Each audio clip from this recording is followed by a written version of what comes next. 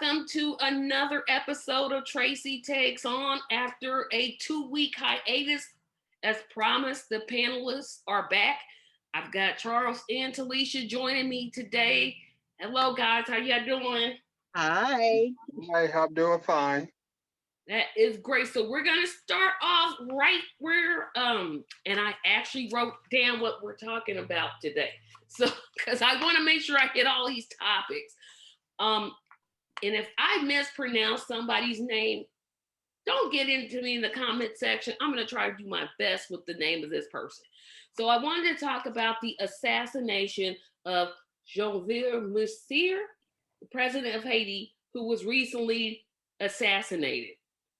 That whole thing is a mess. Apparently now there's Americans involved in it. They showed the video, but I refused to watch it because I just did not want to watch a man lose his life like that. That whole situation is just up in arms. So whichever one of you wants to take on the Haitian assassination, go right ahead. So I wouldn't watch the video either. I didn't even know there was a video, but I'm not into the trauma porn.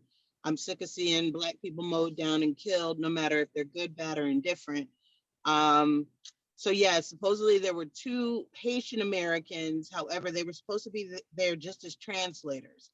I personally do not think this one time the US government was involved, just because I think we had a hand in installing him in the first place. So he was our pick because he did all of our effery for us behind the scenes, paying the low wages and making sure that even though these big business factories had folks working for pennies on the dollar, we made sure they couldn't get a fair wage, not even fair, like a surviving wage, you know? So this one time we're not involved, but that doesn't mean we don't have our hand in the pot now trying to figure out who we're going to install next.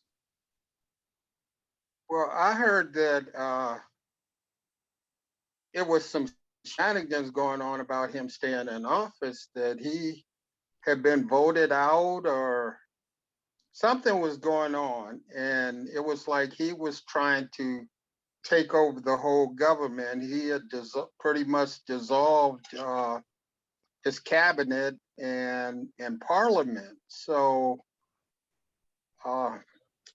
as far as the United States, you know,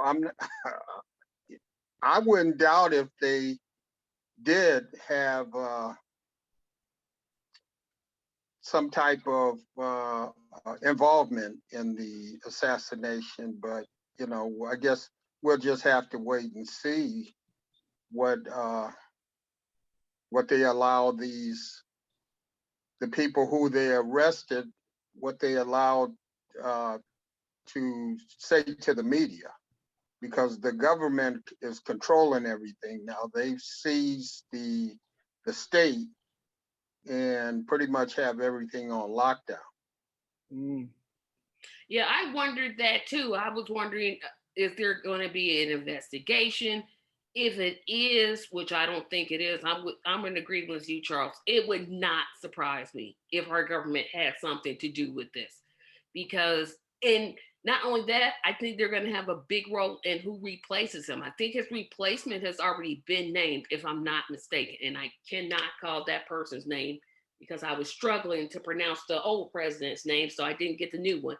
But it would not surprise me if our government had something to do with it or knew it was happening. It just seemed, you know, reading and doing my research, it just seemed like the whole thing was planned to me, because they went in, and again, I didn't watch the video, but what was being described as they literally ambushed him. They literally ambushed him, assassinated him. His wife was injured but not killed. So it just, I'm like, what is going on over there, and how are the people of Haiti responding? Because think about it, Haiti was already in trouble before he was even assassinated. They have high poverty rates. They have a whole lot of issues that are going on, and I wonder, with this new president, are those going to start to be addressed, or are we going to get the same old, Or are they going to get the Right. same old, same old? Well, right now there's a battle for power because I think his second in command was having issues with him. And just prior to his death, maybe 2 weeks ago, he had nominated and put in place a new prime minister who would have supposedly taken over in the case of his death. So now the new prime minister and his second in command are kind of going back and forth. And I'm sorry, I'm with you. I don't really know the names, but I know the story. So it's probably looking like his second in command definitely, you know, did a backroom deal with someone, but no one knows who. But there has been a lot of civil unrest and a lot of protests for weeks leading up to this because the people of Haiti were not happy with how he was doing. Well, Yeah. they do have a lot of issues. It seemed like they have a lot of earthquakes there too Mm-hmm. that they have to deal with. It's just always something going on with Haiti.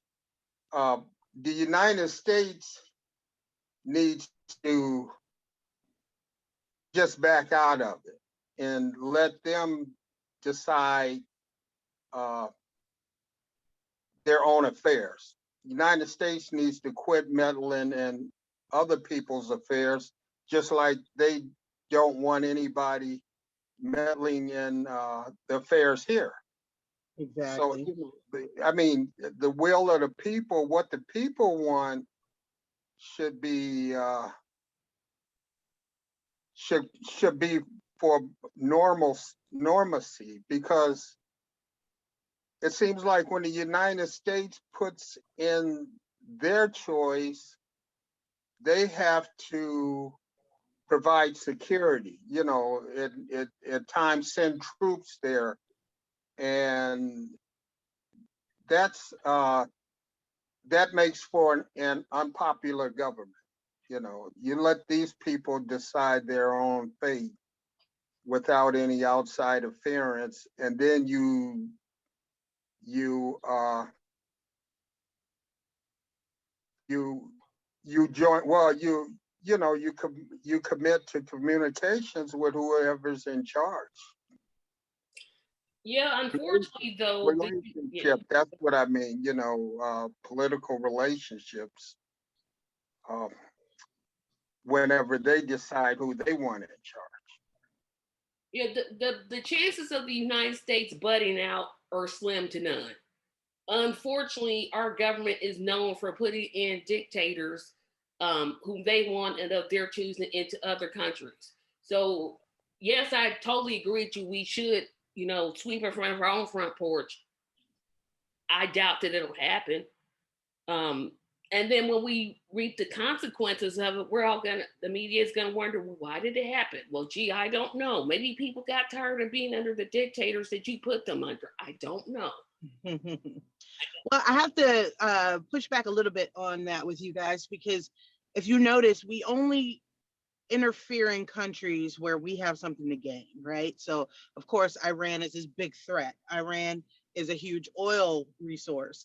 Of course, what's the other place? Venezuela, huge threat. We got to worry about these dictators. Yet we don't do anything for Saudi. We don't do anything for Israel because they don't really have anything to offer us, or we already have deals in place where we can control the money flow, like selling them weapons.